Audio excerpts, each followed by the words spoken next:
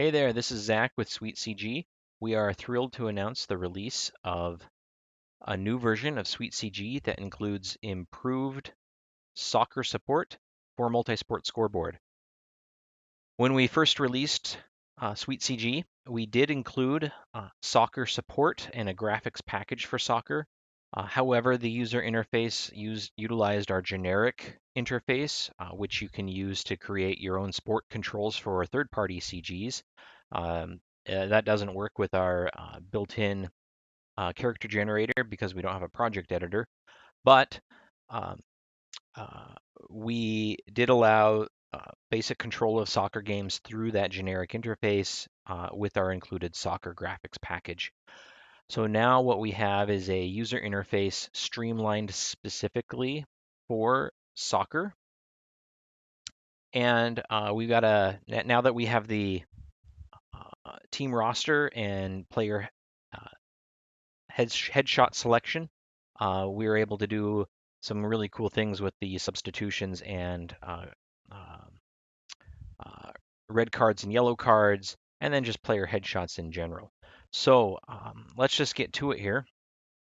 Now I've already created a new um, soccer session. I've added our sample team profiles, our match details, and some our sample marquee and sponsor list. So all of that information is there. And so what we've got here in our game status tab, as with all of our user interfaces, you can control the sponsor carousel up here and the marquee right here. And then we have these three panels right here. The visiting team, actually, let me double check that. Yes, the visiting team is over here. The home team is over here. And then in the center column, we have controls for the clock and the period and things like that. So very straightforward. It's fairly self-explanatory. If there's a goal, you click goal. You can select the player, and you can see over here the animation for the goal is automatically played. And we've assigned a player, so several seconds after the play, you can see that the player has automatically been put into the player slot here. Now we can select visit player, and there's our lower third headshot for the player. You can also do shots on goal. Also, since these are macros, if there's a goal, that also increments the shot on goal. And then you have other things like corner kick, saves, fouls, and things like that. And then we have that for both teams here. So you can see that right there, just like so. Now, before we go any further here, I do want to show you, try to do this with every sport control. With the roster, you know, any information that you want to include here, we really only require the uniform number, the first name and last name. Position is obviously fairly, I think most people would include that, but the other things like the year, the height, weight, those things are purely optional and at your discretion. And with each of these buttons, you can select which information specifically you want to display. And as with all of our other, or as is the case with multi-sport scoreboard, you don't have to show the headshot. And if you, in fact, if you have a player that you don't have a headshot for, when you create that player in the roster, the team logo is automatically used in place of a headshot. So don't feel that you have to have pictures of your players in order to utilize the headshot feature.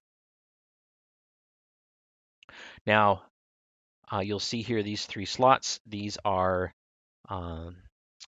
you can use these for various things. In general, we recommend using them for season stats. These are not slots where you can apply points in game to individual players. You could certainly come in and manually add goals to the player or shots on goal. But that might get tedious. Of course, with soccer, goals don't happen very often. Shots on goal happen, more often. But if you want to make that a in-game stat, you would have to come over here and manually do that. Now, if you don't want it to say goals, shots on goal, and saves, what you would do is come over here to the session editor. And over here under context values, you can change the name of these stats. And then furthermore, the session editor is a place where you can um, fix different stats from earlier in the game. And if you're dealing with a team, maybe it's a youth league, and you don't play 45-minute halves, then you can come in here and change the clock times for the halves and the overtime periods.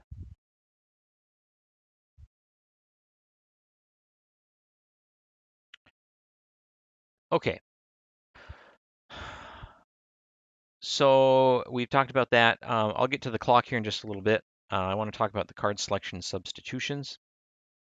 You can also, down here at line score and stat correction, you can quickly fix different stats if needed, rather than going into the session editor.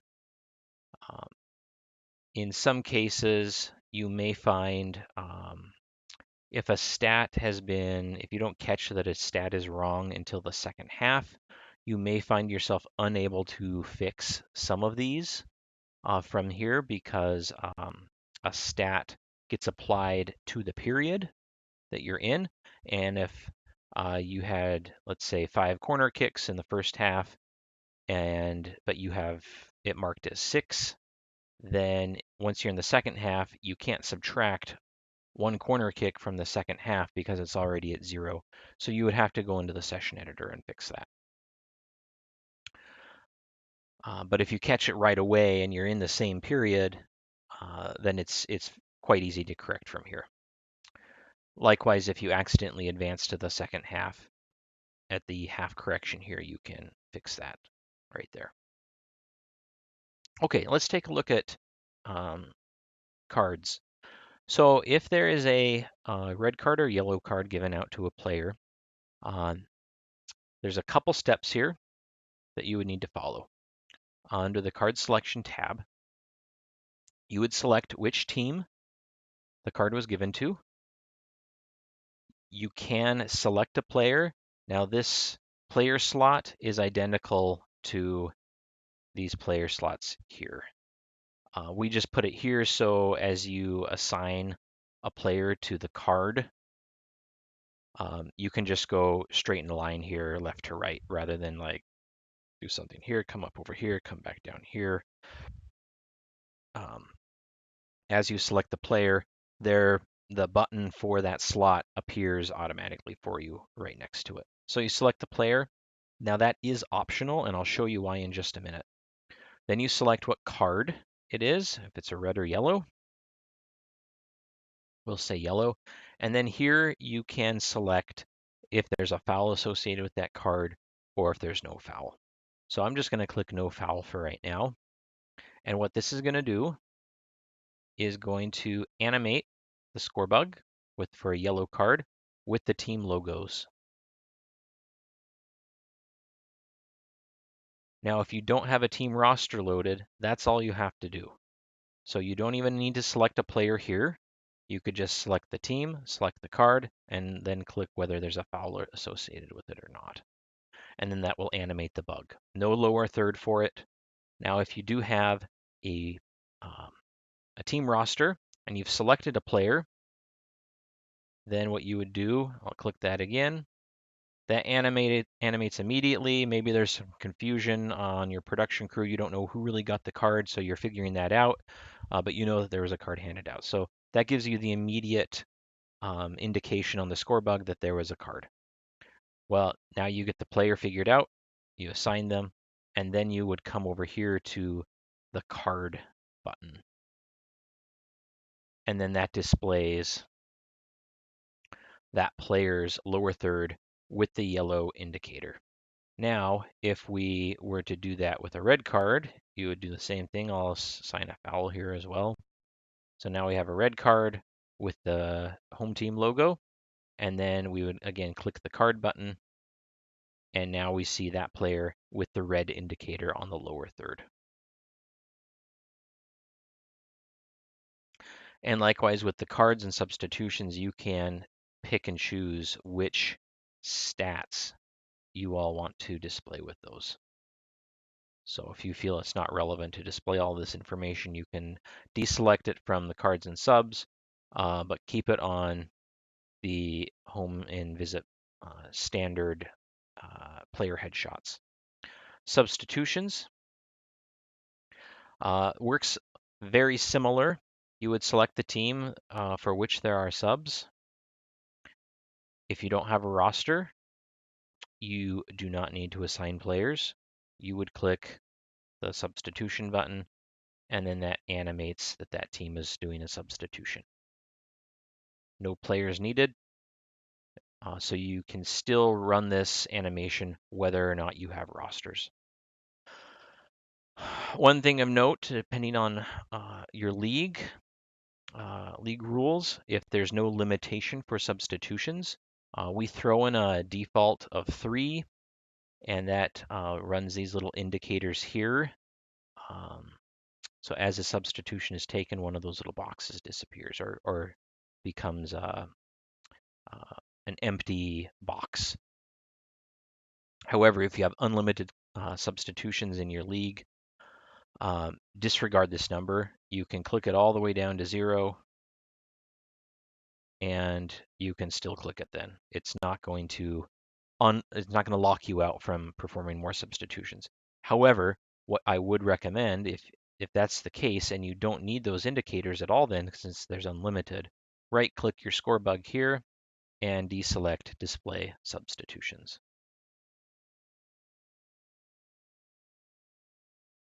I am going to bring that back for now. Now, if you do have a roster, you would select the team that's performing the sub, the person who's subbing in, the person subbing out,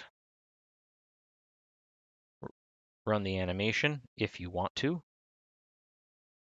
You really only need to click this if you have the indicators and or you want to run that animation on the bug. Then you would select the substitution button, and both players sub in with a green and red arrow for who's going in and out.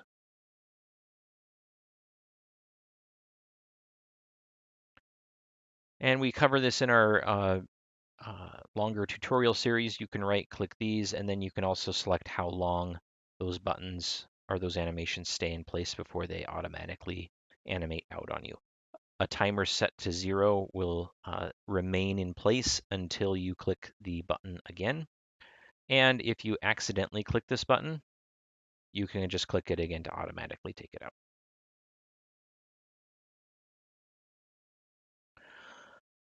Okay, let's take a look at the clock and extra minutes. Now, I have these set to the standard 45-minute half. I'm going to kind of jump ahead here. Let's say you get close to the end here. What will happen?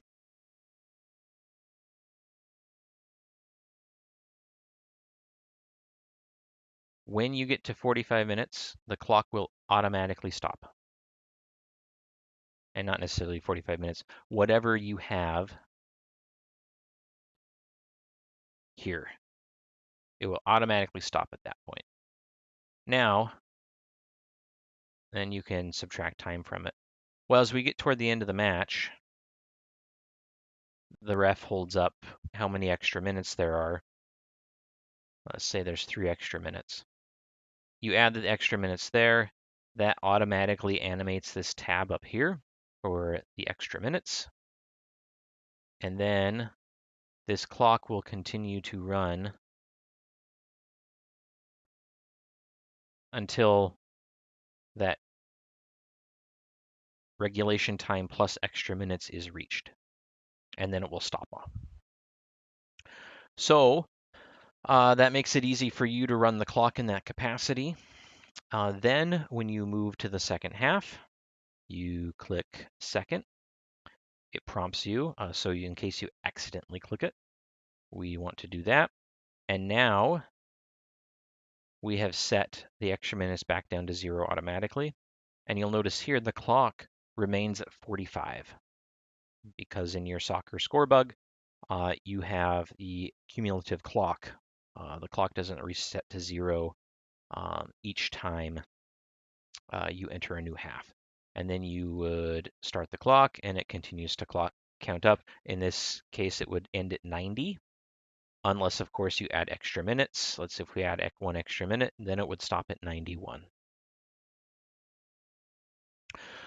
Now, again, depending on your league, again, in America, the United States, we tend to do things differently because we can, I guess.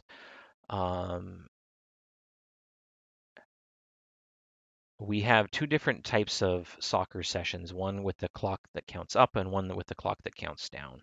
So I'm just going to change this for the purpose of this demonstration. I'm going to reset that, and now the clock will count down to 0 for each half. And then you'll notice the extra minutes are grayed out because there's no extra minutes in this type of situation. Okay, and then furthermore, when you go into overtime and to OT, the clock continues to, if you're doing the clock counting up, the clock would continue to be cumulative through all of those periods. We do have plans in place to add penalty shootout controls. We don't have those yet, so give us some time to get that added, at which point we will replace this tutorial video to include the penalty options. I don't believe there's anything else here on our other graphics. We have the standard matchup, halftime final, stats, things like that. And then, of course, with our sponsors, you select your sponsor and run your animation. Oh, yes, this is actually different from our regular sports. So what we have here is, because there aren't really like timeouts in soccer, the sponsors can run. Normally we have full screen sponsors for our graphics packages, but with soccer, since we don't really have that dead time, what we've done is moved it over here. Now you can right click the sponsor button and you can shift it over to the left side if you want, or just keep it on the right side. It's really up to you. And then with the score bug itself, we do have the size and position options. Those work well for most other score bugs. However, with soccer, you do need to be careful because since we've moved the lower thirds to be standalone entities, what you could see happen is that. So you will probably want to keep the score bug up at the top just to be safe. Unless you really want it at the bottom and you don't intend to use the player headshots and the substitution graphics. If you have any questions, please let us know. And I hope you enjoyed this, and I hope you get good use out of this newly improved football/soccer user interface and graphics package. Thank you very much.